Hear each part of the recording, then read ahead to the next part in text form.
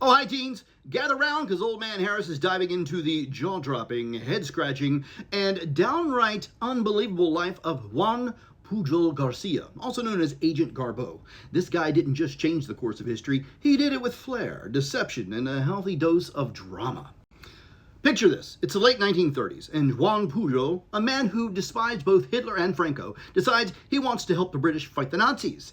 He knocks on Britain's door saying, "Hey, I'd make a great spy," and Britain, in the politest way possible, says, "Thanks, but no thanks." So what does Pujol do? He goes rogue. That's right, he becomes a DIY spy. Imagine if James Bond had to make his own gadgets out of the stuff he had lying around the house.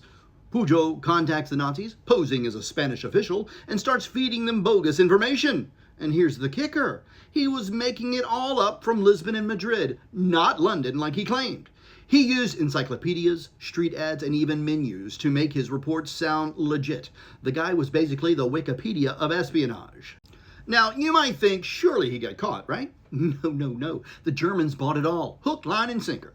They thought he had a whole network of 27 spies feeding him intel. They never suspected it was just one dude making things up as he went along. It was like he was the original catfish. But instead of online dating, he was tricking the Third Reich. Now, one time, Pujol told the Germans that Scotsmen would do anything for a liter of wine. Anyone who knows Scotland knows they prefer whiskey or beer. Yet, the Nazis didn't catch on. Maybe they were too busy plotting world domination to fact-check their happy hour.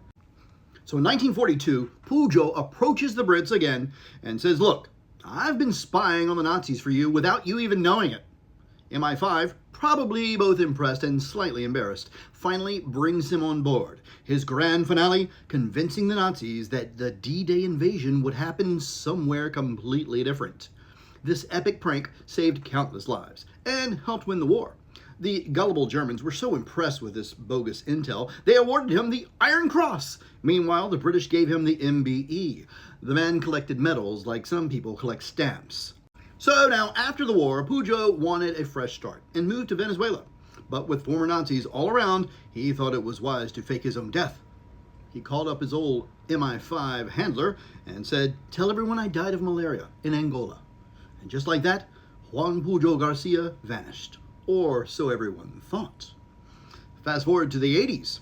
A writer named Nigel West digs into Pujol's story and suspects he's still alive. West tracks him down, and Pujol, now rocking a beard and glasses like a spy in a witness protection — I have no picture, I'm sorry — this confirms it. Imagine your kid's shock when they find out Dad wasn't dead, but living incognito in Venezuela! Now, Pujol eventually came out of hiding. He wrote a book and was honored at Buckingham Palace. He passed away for real in 1988, leaving behind a legacy of daring deception. This man wasn't just a spy, he was the greatest improvisational actor in espionage history. So next time you think your life might be a little complicated, just remember, Juan Pujol Garcia, the man who faked his own death, fooled the Nazis, and lived to tell the tale. Now that's a story worth telling. If you want to know more about this, look it up, do some research, read a freaking book. You stay curious, my little historians. You stay curious until the next time you hear me say,